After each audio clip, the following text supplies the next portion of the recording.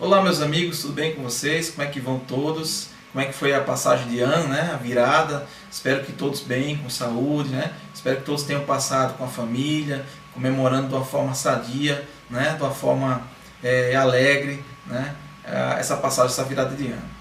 Esse é o meu primeiro vídeo de 2012, né? Para inaugurar. E ele é um vídeo que vai ser um pouquinho grande, porque eu gostaria de explicar a vocês uma história um pouco mais elaborada, com mais cuidado, né? Que é a história de Satanás. É a história do bem e do mal e a história desse anticristo tão falado aí pelos cristãos, né? Da onde surgiu essa ideia? Que ideia é essa sobre esse fim do mundo que todos falam aí, né?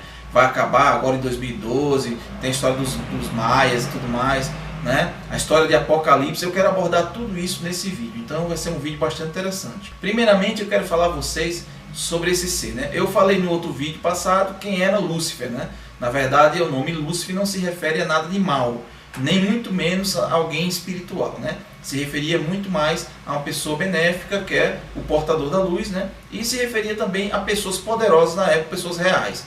E uma outra passagem mostrei que o próprio Jesus falou que ele é que seria o portador da luz, ou seja, ele era a estrela da manhã e ele era o próprio Lúcifer. Mas Lúcifer não é Satanás. Por incrível que pareça, essa é uma confusão que as pessoas têm. Satanás é um ser diferente de Lúcifer, mas não é mais real por isso, né? E eu quero mostrar a vocês de onde surgiu toda essa ideia. Então vamos lá? Primeiramente, essa ideia de Satanás ser esse ser horrível, horripilante, né? Que as pessoas colocam na cabeça hoje, né? Na verdade, ele não aparece no Velho Testamento, sendo dessa forma, né?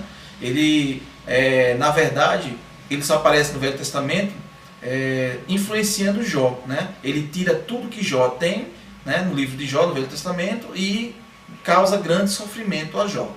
Só que lá não fala que ele era um ser horrendo, né, ou que era um anjo caído, e nem muito menos que ele tinha saído do inferno. Na verdade, a ideia que se passa no livro de Jó é que ele é um anjo e estava no céu e estava ali ao lado de Deus. Essa é a ideia. É de notório conhecimento público, né, que o ser humano contém realmente grande imaginação. Sempre teve, sempre terá. Sabemos que os seres antigos, né, por toneladas de evidências que a história tem nos mostrado, eles eram politeístas, ou seja, eles acreditavam em vários deuses, né, em muitos deuses. E os deuses eram divididos por áreas. Por exemplo, você tinha o deus do sol, o deus da colheita, né, os deuses dos mares, o deus do trovão, a deusa da fertilidade e assim por diante. Os deuses eram adorados e venerados de igual forma, independentes deles serem bons ou serem maus, porque existiam os deuses bons e os maus e eram venerados da mesma forma. Inclusive a ideia de céu e inferno não era uma coisa completamente definida nessa época, né? A ideia de céu e inferno tornou-se mais definida depois de um certo tempo.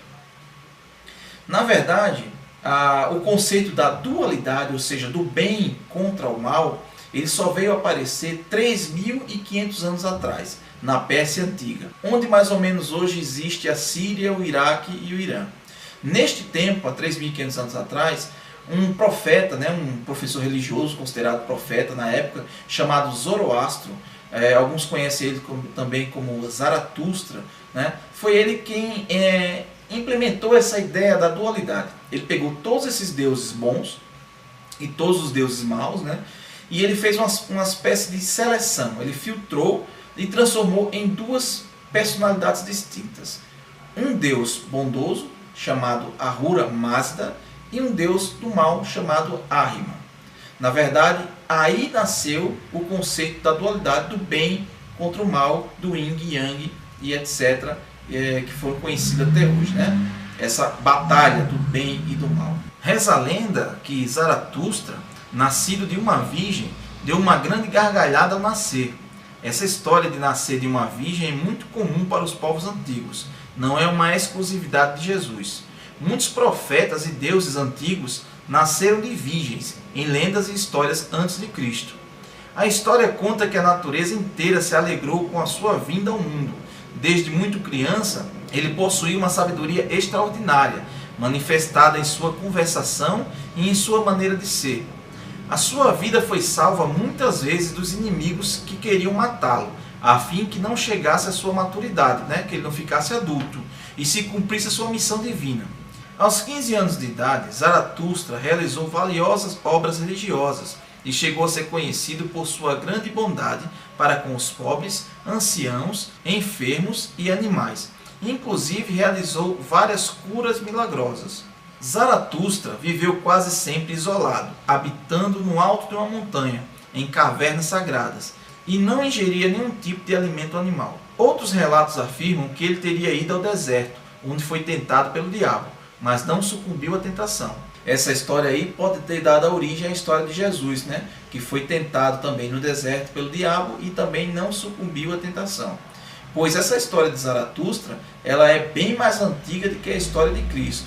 Como eu falei, né? Ele, considerado por todos como um grande profeta, decidiu mostrar às pessoas a sua visão de religião, né? Fundindo os deuses bons em um único Deus e os deuses maus também em um único Deus. O Deus bom chamou-se de Ahura Mazda e o Deus mau de Ahriman. Ahura Mazda, o Deus bom, era conhecido como o Deus da luz e da ordem. Já o seu antagônico, Ahriman, o Deus mau, era conhecido por ser o Deus do caos, das trevas e das mentiras. Zoroastro pregava que esses deuses se degladiavam e que toda a criação era seu campo de batalha, e que cada pessoa no planeta deveria escolher um lado. Neste caso aí, não tinha espaço absolutamente nenhum para ateus ou agnósticos. Você tinha que crer, ou crer no Deus bom e segui-lo, ou crer no Deus mau e segui-lo. Não tinha uma terceira opção. Depois que Zoroastro foi aceito como um grande profeta pelo povo persa, ele introduziu a ideia na cabeça do imperador Dário o Grande para que colocasse essa como uma religião oficial, chamada de Zoroastrismo. Então, o Império Persa era um império muito grande e vasto, que incluía as terras de Israel. Uma vez que o povo de Israel estava dentro e sob o domínio dos persas, foi introduzida à sua cultura essa ideia de dualidade. Então, meus amigos, essa ideia de Deus contra o diabo, que está presente na Bíblia, inclusive no Velho Testamento, é, na verdade, não uma coisa original, né? Um pensamento original dos israelitas, e sim uma ideia de um profeta pagão, né, chamado Zoroastro, que foi introduzido e adaptado à cultura dos israelitas, porque eles moravam dentro do território persa, ou seja, eles eram dominados pelos persas. Então eles simplesmente gostaram da ideia e introduziram a sua própria cultura, adaptando a própria ideia em si. Também essa ideia de céu e inferno não existia no mundo dos israelitas, né? Isso foi introduzido também por essa ideia de Zoroastro. Na verdade, os antigos israelitas achavam que existia um lugar que todas as pessoas iam quando morriam, independente de ser bom ou ser mal, né? Esse lugar chamava-se Shali, era um tipo de submundo, onde as pessoas morriam e a alma delas iria para esse local. Mas não tinha fogo, enxofre, nada disso. Muito depois, Alexandre o Grande derrotou o grande Império Persa, né? E aí ele dominou todas as terras que eram dos persas, inclusive as terras de Israel. Neste momento, o politeísmo grego foi introduzido mais uma vez no meio dos israelitas. Porém, eles já tinham abraçado o monoteísmo de Zoroastro, né? Mas por que não fazer alguns ajustes, né? Por exemplo, a ideia da trindade grega de Zeus, Poseidon e Hades foi incorporada e adaptada à cultura de Israel, né? Enquanto Zeus e Poseidon moravam no Olimpo, né, segundo os israelitas, no céu, Hades morava no submundo, que seria o relativo ao inferno, né? A figura de Zeus, né, que era o Deus todo-poderoso, criador de tudo, foi incorporada à cultura israelita como sendo o tetragramaton, né, o tetragrama, que no caso alguns pronunciam como Javé, outros como Yahu, que apareceu isso na Septuaginta grega, que foi a primeira tradução da Bíblia do aramaico hebraico para o grego. Perceba que tanto Zeus, quanto Baco, quanto Baal e Javé, ou Yahu, todos possuem 4 letras, né, que significa tetragramaton, onde em grego tetra significa 4 e grama significa letra. Ou seja, todos esses deuses aí, na verdade, é um único Deus, né? São os vários nomes para o mesmo Deus. O Deus incorporado dos gregos para a cultura de Israel. Já o Deus chamado Hades, cuja figura seria de um homem de barbas grossas e escuras, segurando o tridente, sentado no seu trono de ébano, é conhecido como o Deus da riqueza e da abundância. Foi introduzido à cultura dos israelitas como sendo a figura de Satanás. que significa acusador em hebraico, e passaram a acreditar que Satanás era o senhor da cobiça e da mentira, né? Aquele Deus com barbas escuras, né? Sentado no trono com o tridente na mão, aquela figura ali, misturado também com outro Deus chamado Pan, né? Que é na verdade meio homem, com chifrinhos, e que a parte de baixo era de um bode, misturou-se Hades com Pan e tornou-se esse Satanás que os crentes, os cristãos conhecem hoje. E o que falar sobre o inferno, né? O inferno que conhecemos hoje, que nos vem à cabeça, né, daquele lugar cheio de lava, de fogo, de tortura dos pecadores, das almas dos pecadores sendo torturadas por toda a eternidade, esse conceito foi criado apenas pelo cristianismo. Essa ideia não existia no submundo de Hades, né, no submundo dos gregos. Na verdade, o submundo era para as pessoas que morriam, independente de serem boas ou más, iam para lá. Mas não fala de fogo, de enxofre, de sofrimento eterno, nada disso. Essa cultura foi introduzida pelo cristianismo. Na verdade, essa é uma má interpretação do que o Jesus Cristo quis falar. Quando ele quis alertar as pessoas que, se não se corrigissem, eles iriam para um lugar chamado Guerrena, que não tem nada a ver com um lugar metafísico, espiritual, e sim um lugar real, que existia na antiga Jerusalém. Era um depósito velho de lixo, onde as autoridades queimavam os corpos, né, dos prisioneiros que foram executados. E para que evitasse realmente o contágio de doenças, né, e o mau cheiro e o acúmulo realmente de lixo. Então eles tocavam fogo naquele local ali praticamente diariamente e às vezes o fogo ficava por semanas a fio queimando, né? O que Jesus quis dizer com isso? Olha, se você não for uma pessoa boa, se tornará um criminoso e morrerá executado e será queimado em Guerrena. Olha só como os teólogos são pessoas dúbias, né? São pessoas que não merecem nossa credibilidade. Eles, quando fala na Bíblia, né, no Novo Testamento, onde Jesus disse que é para amputar suas mãos, né, e para arrancar os seus olhos, eles falam que aquilo ali é figurado. Aquilo ali que Jesus quis falar é apenas simbolismo, é parábola. Na verdade, ele não quis dizer que você arrancasse sua mão, né? Não quis dizer que você arrancasse seu olho. Quando Jesus fala claramente aqui, no Novo Testamento, sobre Guerrena, né, ele dá realmente a entender que é uma coisa de parábola e tudo mais, aí não. Nesse caso, os teólogos dizem, não, aí realmente ele está falando sério, aí é literal, é o inferno realmente que existe. Está vendo como essas pessoas são desonestas intelectualmente? O que eles fazem é manipular as pessoas, né, para pensarem do modo deles. Dessa forma, através do medo, né, você tem o público, as pessoas sendo controladas, né, através da psicologia do medo. Né? Realmente é isso que eles vêm fazendo ao longo de séculos a fio. Até hoje, né, se faz isso. Na época que o Novo Testamento começou a ser escrito, Roma é que dominava o mundo, né? Os judeus e cristãos viviam sob o domínio romano. E realmente eles odiavam, né? Porque eles eram muito perseguidos. Roma perseguia muito os cristãos, né? E então o que acontece? Eles tiveram esse ódio contra os romanos. E essa figura de Satanás ficou muito mais forte na cabeça deles. Mas dessa vez passou de um ser místico, que eles até então tinham, através da história de Hades, etc., para ser uma pessoa real. Eles incorporaram a ideia de Satanás ao imperador romano. Na época era o Nero César. Então, nessa época aí, Nero seria a encarnação de Satanás. Satanás seria alguém real, né? Então, quando eles falam sobre isso no Novo Testamento, sobre Satanás, significa aquela pessoa que na época era real, que era o Nero, né?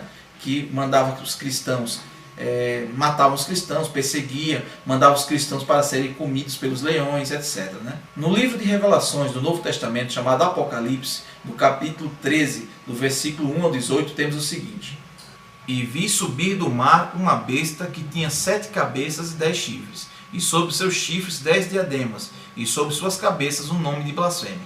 E a besta que vi era semelhante ao leopardo, e os seus pés como os de urso, e sua boca como de leão. E o dragão deu-lhe o seu poder e o seu trono, e o grande poderio. E vi uma de suas cabeças como ferida de morte, e a sua chaga mortal foi curada. E toda a terra se maravilhou após a besta. E adoravam o dragão que deu à besta o seu poder. E adoravam a besta, dizendo: Quem é semelhante à besta? Quem poderá batalhar contra ela? E foi-lhe dada uma boca, para proferir grandes coisas e blasfêmias. E deu-se-lhe poder para agir por 42 meses. e abriu sua boca em blasfêmia contra Deus, para blasfemar do seu nome, e do seu tabernáculo, e dos que habitavam no céu. E foi-lhe permitido fazer guerra aos santos, e vencê-los, e disse-lhe poder sobre toda a tribo, e língua, e nação. E adoraram-na todos os que habitavam sobre a terra, esses cujos nomes não estão escritos no livro da vida do Cordeiro, que foi morto desde a fundação do mundo. Se alguém tem ouvidos, ouça. Se alguém leva em cativeiro irá. Se alguém matar a espada, é necessário a espada seja morto. Aqui está a paciência e fé dos santos. E vi subir da terra outra besta, e tinha 2 chifres semelhantes aos do cordeiro, e falava como o dragão, e exerce todo o poder da primeira besta na sua presença, e faz que a terra e os que nela habitam adorem a primeira besta, cuja chaga mortal foi curada. E faz grandes sinais, de maneira que até fogo faz descer do céu, a terra, à vista dos homens. E engana os que habitam na terra com os sinais que lhe foi permitido que fizessem em presença da besta, dizendo aos que habitam na terra que fizessem uma imagem à besta que recebera a ferida da espada e vivia. E foi-lhe concedido que desse espírito a imagem da besta, para que também a imagem da besta falasse, e fizesse que fossem mortos todos que não adorassem a imagem da besta. E faz que a todos, pequenos e grandes, ricos e pobres, livres e servos, lhe seja posto um sinal na sua mão direita e nas suas testas, para que ninguém possa comprar ou vender, senão aquele que tiver o sinal, ou o nome da besta, ou o número do seu nome. Aqui há sabedoria. Aquele que tem entendimento, calcule o número da besta, porque é o número de um homem, e é o número de 666. Vejamos, vamos analisar esses textos, né? Esses textos claramente, né, são simbólicos, porque na época Roma dominava tudo, né? Os cristãos e judeus não poderiam simplesmente dizer, olha, a besta é Nero. Ele ia ser executado na hora, eles já morriam por tudo. Imagine se eles declarassem isso dessa maneira completamente afrontada, né? Direta. Aí o que eles faziam? Eles colocavam realmente nesse livro aí, eles colocaram para serem interpretadas, né? Embora eles dão muitas pistas do que é. Então, qual seria essa interpretação aí? A primeira besta, né, que ele se refere aí, com certeza é Roma. No caso das cabeças, né, seriam os reinos, né, e as tiaras seus governantes, cada governante do seu local. Então Roma seria a primeira besta, né? E ele fala do dragão. Quem seria o dragão? O imperador, que controla a besta, né? No caso, Roma. E a segunda besta, que nasceu da primeira besta, quem é? Claro, a Igreja Católica. Qual a maneira mais inteligente de ter o controle sobre o povo? Pegar suas crenças, né, e adotá-la como uma prioridade entre os povos. Então, a Igreja Católica foi fundada através de Roma. Então, Roma seria a primeira besta, né? Nero seria o dragão ou Satanás, porque na verdade Satanás é descrito na Bíblia muitas vezes como dragão e muitas vezes como serpente. Quando ele fala aqui, né, desde os tempos do Cordeiro, tal, ele fala justamente sobre a morte de Cristo, né? No momento da morte de Cristo, onde teve as conversões, né, das pessoas para o cristianismo, e aí houve aquela revolução para a Igreja Católica ser fundada. Quando ele fala aqui sobre o sinal, né, que as pessoas vão ser perseguidas, né, para pobre e rico, vão ser perseguidos se não aceitar, né, a doutrina da besta. Na verdade é o catolicismo, né? O que aconteceu na Inquisição foi isso, né? As pessoas foram perseguidas porque não aceitavam a ideia, né? Cientistas foram perseguidos e mortos, queimados na fogueira, porque não aceitavam o catolicismo, né? A ideia do catolicismo. E quando ele fala aqui sobre o sinal da besta, né? O catolicismo tem esse negócio do sinal na testa, né? Eles fazem o sinal da cruz na testa. Então esse sinal que apareceu com o catolicismo é esse sinal aí que eles estão falando. E o que é o sinal na mão? Justamente é a moeda na época. A moeda tinha o emblema, né, o rosto do César, do imperador, e o nome dele.